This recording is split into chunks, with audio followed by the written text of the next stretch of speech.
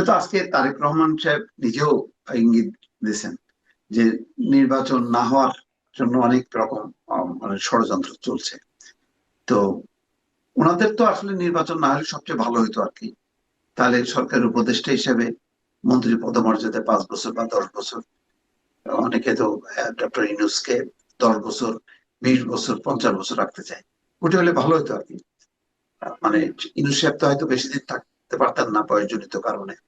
বাকি যারা তরুণ তারা একটা লম্বা সময় পাইতো আর কি, 20-25 বছর। তো এরকম একটা মনোভাব আছে। কারণ শুরু থেকেই তো যারা নির্বাচনের কথা বলতো এক সময়, তারা ছিল ভিলেন এক ধরনের, যে ক্ষমতার জন্য তারা নির্বাচন চায়। তারপরে কি করবে এখন, ইউনূস সাহেবের মানে মেয়াদ যত বাড়তেছে পরিস্থিতি তত খারাপ হয়ে যাচ্ছে।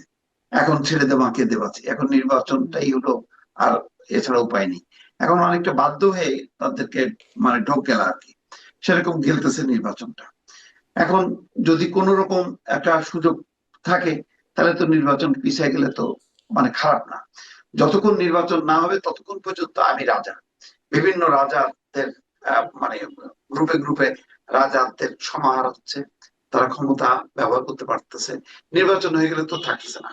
তো এটা এগুলি তো মানে মানে বুঝতে খুব রকেট সায়েন্স লাগে না, পরিষ্কার। তো সুতরাং এই সামান্য যে কোনো কিছুতেই হইলেই নির্বাচন কমিশন পাল্টায় দাও, উল্টায় দাও, শাপলা খুলি পাচ্ছে না, নির্বাচন কমিশন বাতিল করতে হবে।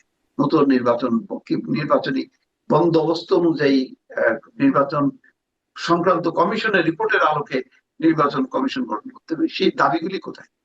গণভোটের দাবি কোথায়? কোন দাবি স্থানীয় সরকারের আগে স্থানীয় সরকার নির্বাচন হতে হবে, সেই দাবিগুলি কোথায়? কোনো কিছুই তো আসলে পাত্তা পাচ্ছে না। কারণ পরিস্থিতি এমন যে একেবারে দ্রুত বেগে নির্বাচনের দিকে নিয়ে যাচ্ছে, কিন্তু এখনো পর্যন্ত প্রবণতাটা হলো, দেখবেন যে ভাই নির্বাচন কি হবে, ভাই নির্বাচন কি হবে। আচ্ছা, নির্বাচন না হওয়ার মতন কি ঘটনা ঘটবে? আরো 2, 4, 5 জন মারা যাবে হাতির মতন, যাবে, সমস্যা কি? তো নির্বাচনের সমস্যা কোথায়? আইন শৃঙ্খলা একটা সমস্যা, তার সাথে নির্বাচনটা ট্যাগ হবে কেন? নির্বাচনটাকে ঘিরে সহিংসতা হয় না এমন কোন আছে? ভারতে হয় না? ভারতে আরো শত শত লোক মারা যায়, কিন্তু নির্বাচন কি মানে আটকায় যায় নাকি? আর এখানে এমন একটা অবস্থা হলো যে হাদির বিচার না হওয়া পর্যন্ত নির্বাচনই হবে না। তো এরকম যদি হাদির মতন যদি আরো 5 জন 10 জন যায়, তাহলে কি নির্বাচন হবে না? নির্বাচনটা হবে যাতে হাদির মতন ঘটনা না ঘটে। তো এই কথা কিন্তু উজ্জ্বল স্বরে রাজনৈতিক দলগুলো মানে একটা দুইটা বাদে বাকিরা কিন্তু বলে না। বলে না মানে তাদের মনে মনে প্রত্যাশা হলো নির্বাচনটা অনিশ্চিত হয়ে যাক, নির্বাচন না। এই ধরনের একটা প্রবণতা তো এখনো পর্যন্ত আছে। কারণ আর গুনে গুনে 26 দিন পরেই সব মানে জারি জুরি ফাঁস হয়ে যাবে। কার কত ক্ষমতা, কার কত ভোট, সব তো বোঝা যাবে। অনেকে তো নির্বাচনে দাঁড়ানোরই সাহস পাইল না, যে জামানত বাজেয়াপ্ত হয়ে যায় কিনা। তো এখন তারা এখনো স্বপ্ন দেখতেছে যে নির্বাচনটা যাতে না হয়, নির্বাচন বাতিল হয়ে গেলে সুবিধা হয়, এই আর কি। কিন্তু মানে তাদের ব্যাপারে তো আবার আমাদের মাননীয় প্রধান উপদেষ্টা খুবই উচ্চাশা করছেন। মানে আমি এই তরুণদের কথা যাদের নিয়ে কথা বলা শুরু করলাম, যে তারা অনেকেই নির্বাচিত হবেন, শিক্ষামন্ত্রী হবেন বলে আমাদের মাননীয় প্রধান উপদেষ্টা একটা উচ্চ শিক্ষা বিষয়ক সেমিনারে বলছেন। কিন্তু আমি আসলে প্রশ্নটা আরেক জায়গায় করতে চাই, কারণ আমাদের শুরু থেকে আলোচনাগুলোকে যদি একটু সামারি করি, যে দেখছি যে স্বার্থের কারণে জোট, মানে স্বার্থের সাথে মিললে বন্ধু হলো, না মিললে একদম শত্রু, এবং চরম রকমের বিরোধিতা। আবার সুবিধার কারণে কথা বদল, যে কখনো সংবিধান মানি না, এটা বাতিল হয়ে গেছে, আবার কখনো সংবিধানেরই রেফারেন্স, অবস্থানের বদল।